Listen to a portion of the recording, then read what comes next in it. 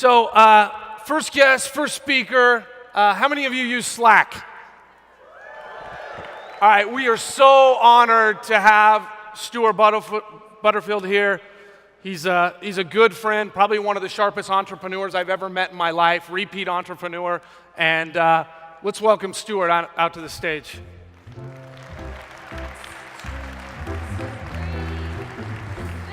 Come on up.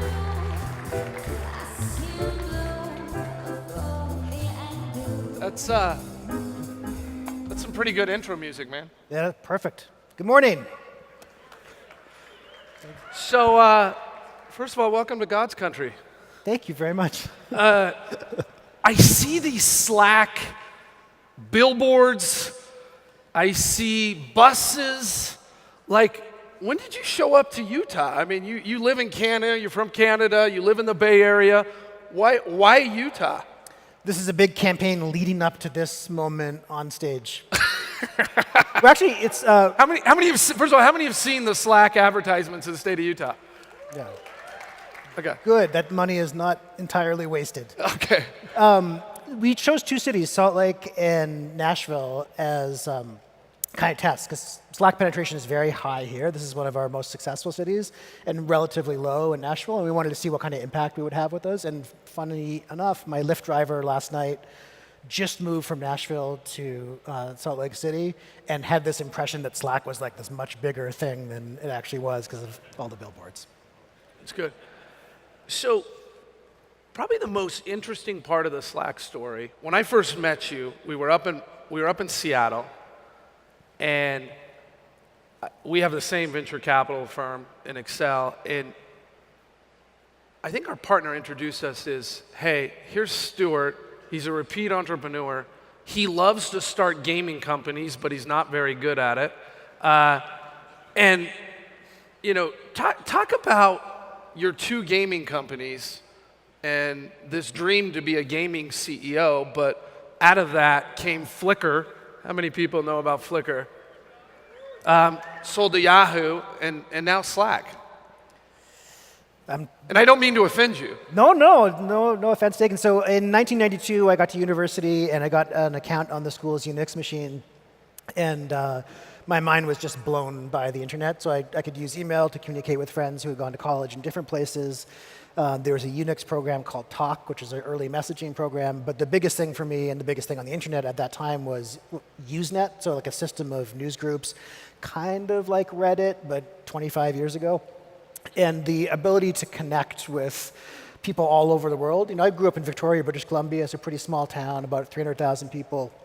And the whole world was open. You kind of transcend geographic boundaries. And the use of computing technology to facilitate human interaction was something that fascinated me ever since. So with that background, you can imagine that the games were a little bit too highfalutin, a little bit too intellectual. And once you put game on it, people have a very clear impression of what they're looking for. But one of the design leaders at Yahoo, after Yahoo bought Flickr, this is 2005, so 12 years ago now, called it massively multiplayer photo sharing, because it was the first thing, you know, put photos online and have a whole community interacting around them. And Slack is the same thing. You know, to me, it's the use of computing technology to facilitate human interaction, but this time in the context of business. So you raised $17 million for the gaming company from Andreessen Horowitz and Excel. How much of that did you blow through? And talk to me about the situation where you go back in to two of the top venture capitalists in the world and you say, hey, J/K, that was a great idea, but actually we're going to go do something else, and what that meeting's like. So I don't know if it would be bad sometimes. For us, it wasn't that bad. Here's the psychology for them.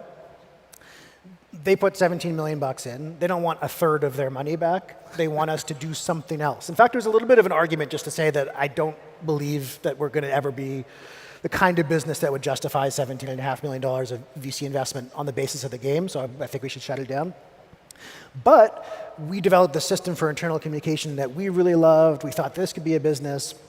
And I still show new hires at Slack the deck that I gave to Andreessen Horowitz after we had shut down the game, before we had actually started developing Slack, that had the plan for it, because the amazing thing is that the product roadmap, all of that, even the pricing is exactly what we said there.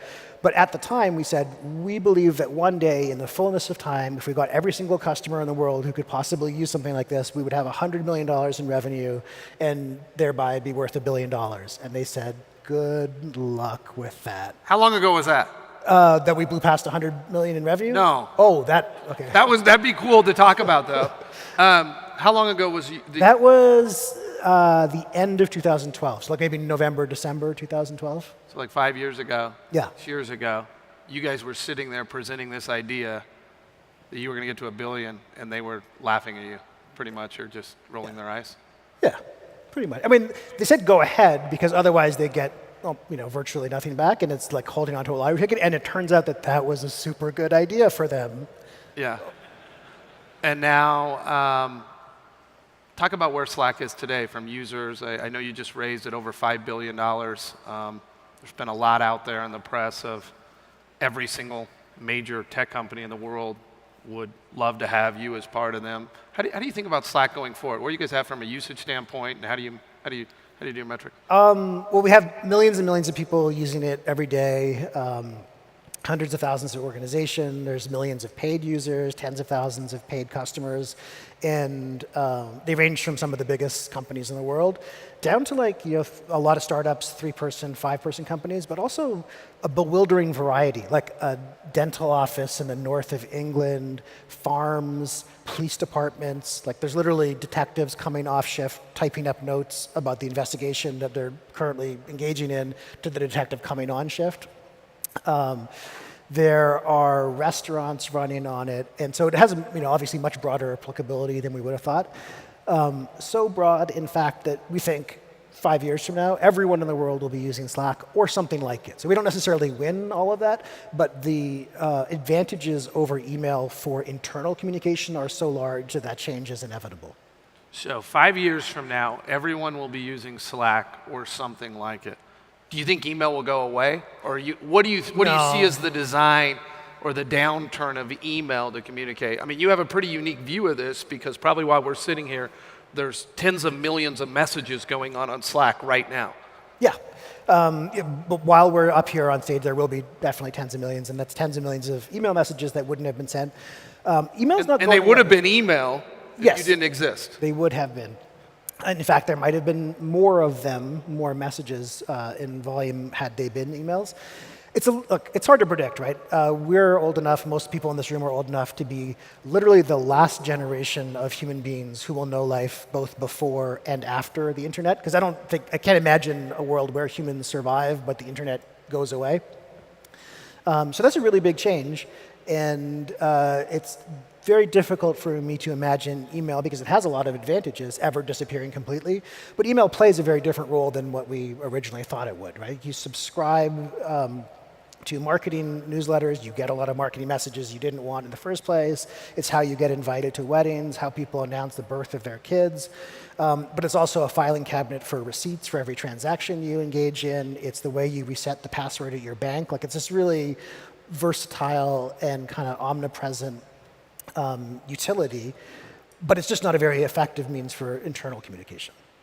You guys have, you've shifted. I know we've partnered with you to start gathering feedback through Slack, but I've noticed that there's 1,000 apps that are on there where people can actually build, which is much more than just a messaging platform. How do you see that playing out? Because that opens up a much broader view of maybe the way that we think about messaging and collaboration today. Yeah. So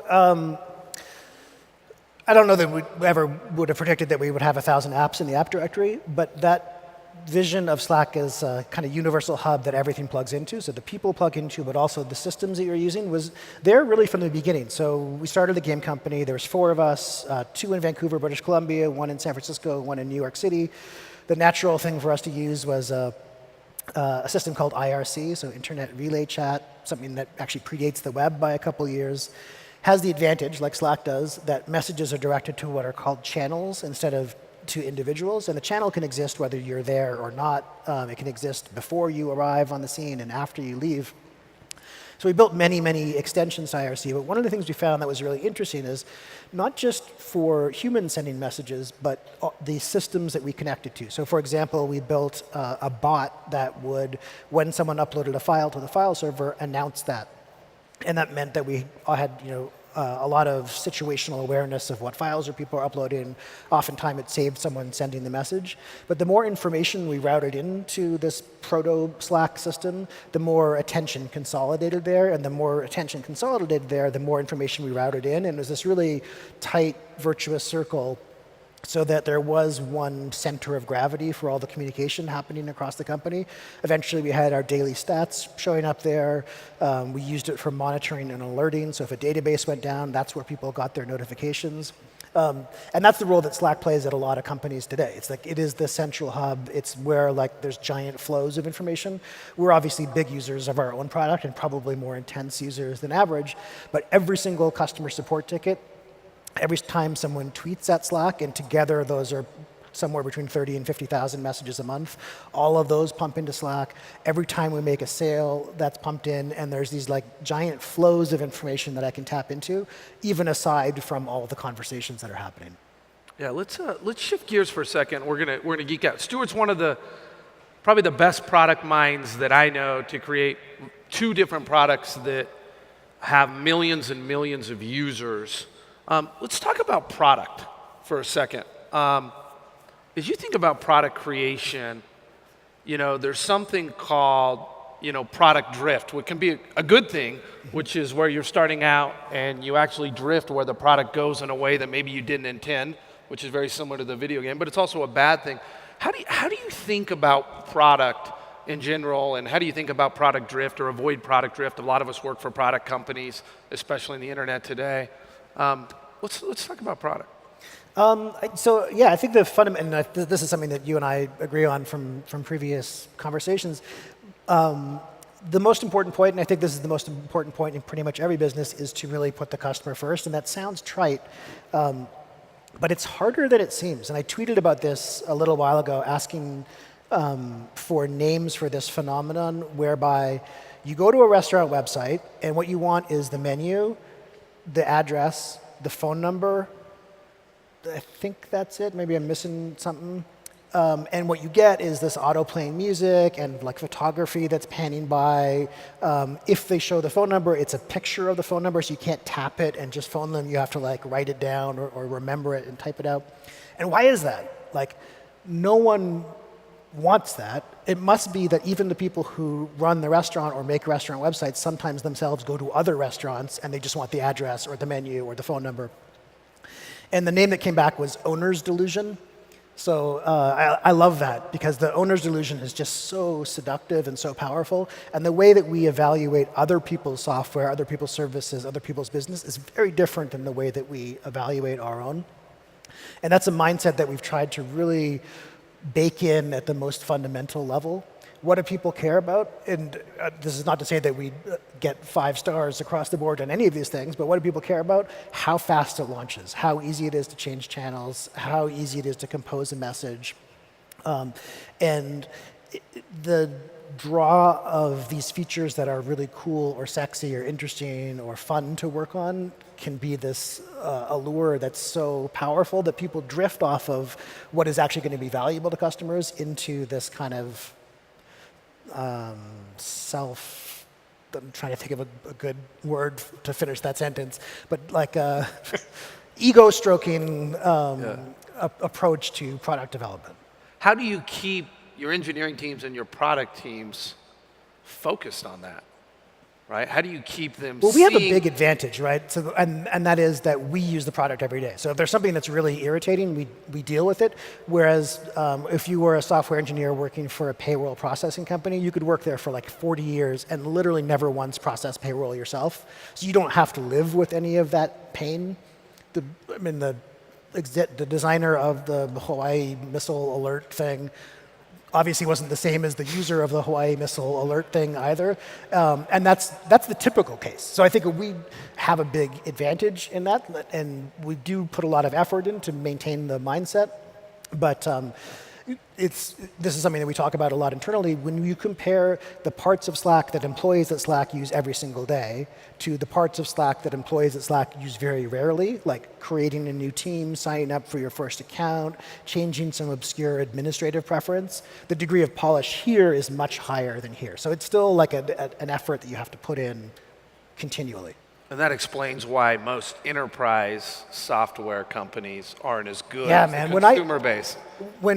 It took me a circuitous route to get there, but when Flickr was acquired by Yahoo, I showed up to Yahoo. It's the first time I'd ever worked at a big company, so I'd done a lot of consulting work for a big company. Yahoo was 10 or 12,000 people when I got there, and I was just like blown away by how terrible all the internal systems were. Like the 401k management thing, the payroll thing, the whatever the tool was that we used to book time off and all that kind of stuff. Like just horrible experience, and it didn't need to be. And I thought one day, this seems like a pretty like easy pickings just to roll in there and make software that's profoundly better from an end user experience. Problem, and I didn't know this at the time, was there's a kind of principal agent problem in enterprise software where the people who make the purchasing decisions often aren't the end users of the software, and the selections aren't always made by who delivers the better user experience. So one of the questions around product that's always a debate, and we have this internally as well, is how far do you lead in front of the customer, right? Are you gonna, where does the customer fit in your product journey? Because no one's going to say, hey, well, look, we're not customer centered, we're not customer first, we don't want to do what the customer is going to say. But I bet most innovations you're actually out developing something that the customer hasn't seen yet. Mm-hmm. How do you think about that, and how do you make your team think that way or help them?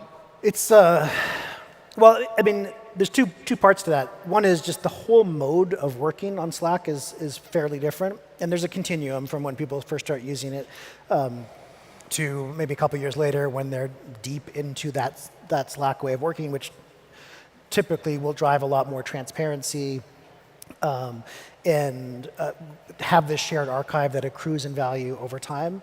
But that's not what people are used to. So it's less like features that are ahead of where the users are, and more trying to explain how this thing is different and why they would want to use it. Because I wasn't here when you said how many people use Slack and people put up their hands, but given the audience, I'm going to say probably. Well, I'll just show you because it's a really good feeling. How many people use Slack? That's okay, so that's actually more than I would have thought. So it's like 80+%, I would say. Yeah. And how many of you feel confident that you could like explain Slack in a clear way to someone who had never heard of it before? You don't bother putting up your hands because approximately like no people would put up their hands. We have that problem ourselves. Like trying, we've gone through so many kind of marketing messages and like what we should put in the first call decks that the salespeople use, and how I talk about it when I talk to the press, and how we explain that fundamental value, because it is something that's different. And kind of like 5-10 years from now, in retrospect, it'll just be super obvious and everyone will try it. I was telling you this backstage, but we just got back from doing some focus groups, one in Dallas and one in Virginia, where it was just like regular people who didn't necessarily use Slack. In fact, most of them didn't. And it's kind of run through all these different ways of explaining it, your team's collective brain and stuff like that. And then I haven't watched the videos yet, but this is the description I got. It's like people's eyes glaze over for about 80% of them. And the ones that we found least interesting or least promising were actually the ones that resonated the most. So there's a real challenge, because if we were able to effectively explain it, I think it would be much easier to lead people. If we're able to much more clearly explain the benefits and the value, people would be able to make a choice on their own. And instead what happens, and probably the experience that most of you had, some of you were the champion that brought Slack into your organization. Many of you will be a friend of the champion and enthusiastic about the use of new technology, so you were like, yeah, sure, let's try it.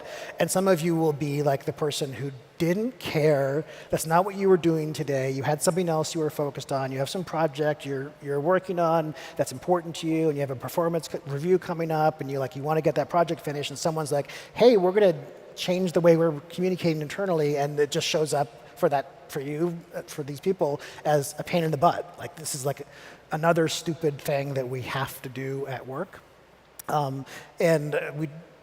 Grounding in humility, that is the way that it's going to show up for 90% of the people who eventually start using Slack. When you think about creative, right? I look at your UX design and how Slack looks and feels.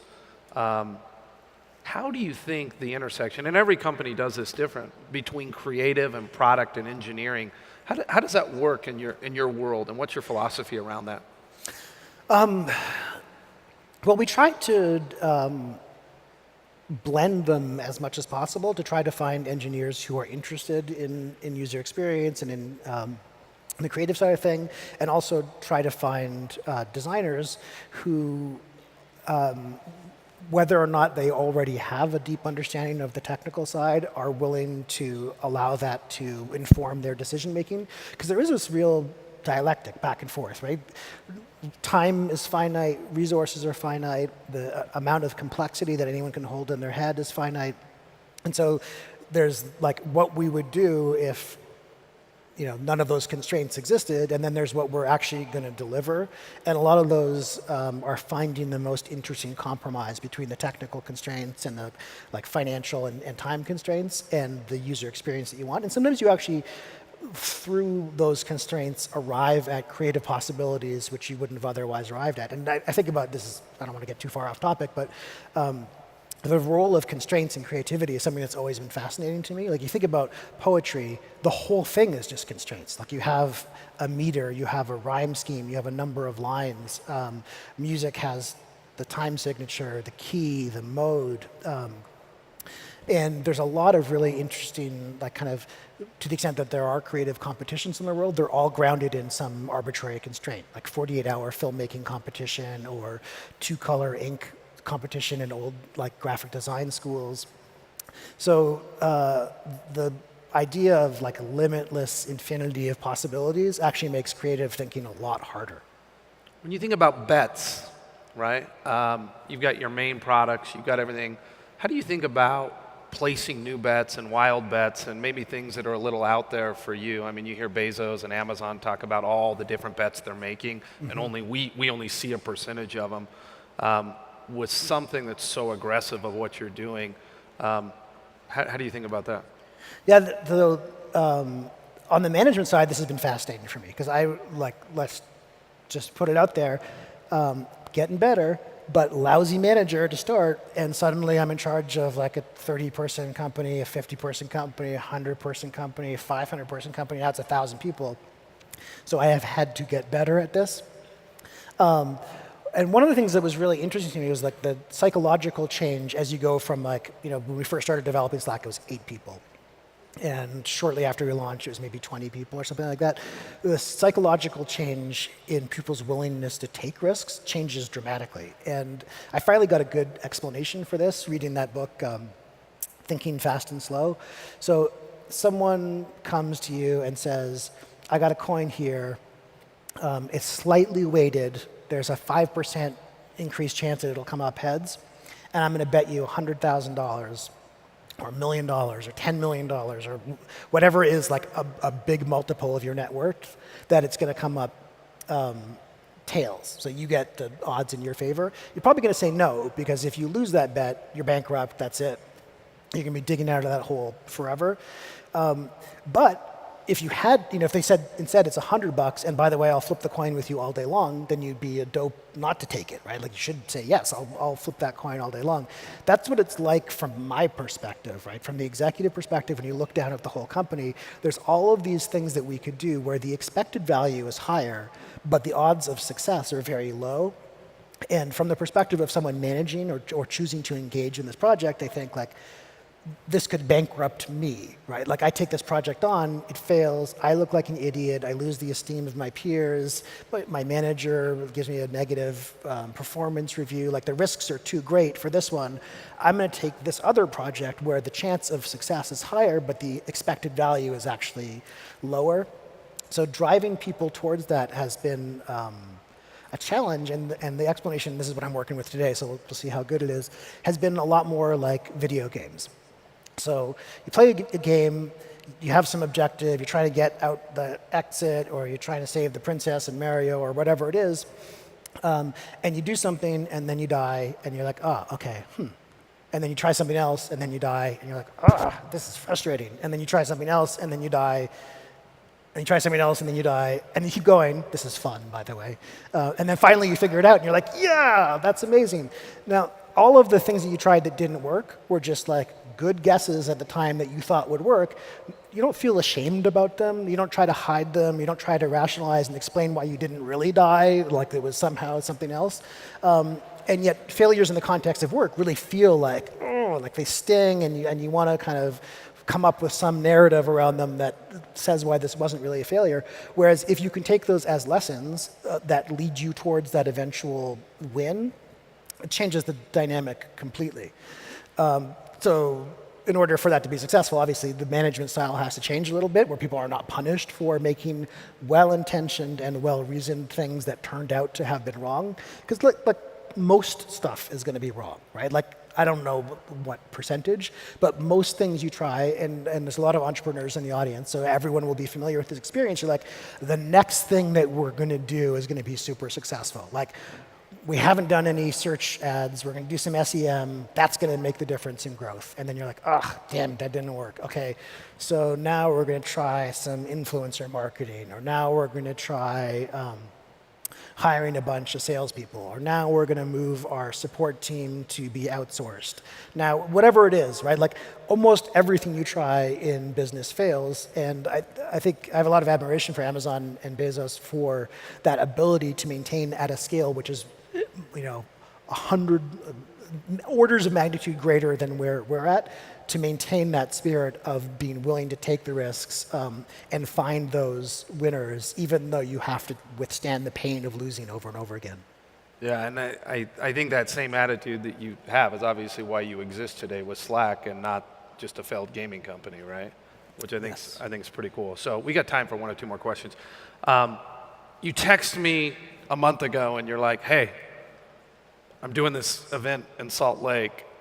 What was the rationale? What were you guys doing? What are you doing out here? How many companies? What are the stats around the companies? Well, so we're still doing this, right? Like, one of the Salt Lake versus Nashville things is, is it more effective to spend our marketing dollars to concentrate kind of success in an area where we're already seeing a lot of traction, like here in Salt Lake, because we just launched shared channels, and that'll make a real difference. It kind of has a little bit of a network effect. Organizations can use Slack to communicate across organizational boundaries.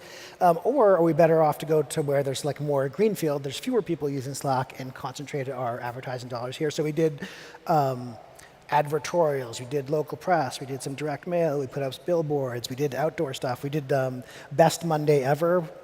So people could come, get free coffee and headshots, and we had massages. Did it in the morning because we didn't want to interfere with family evening. But see how well we could tailor the message to one particular market, and we're still waiting for all the results to come in, but the impact has been pretty profound. That's pretty classic. Wow. What's next for Slack, man? You've already sold one company to Yahoo. You know what that feels like. Yeah, I have zero interest in doing that again. Like, I'm 44.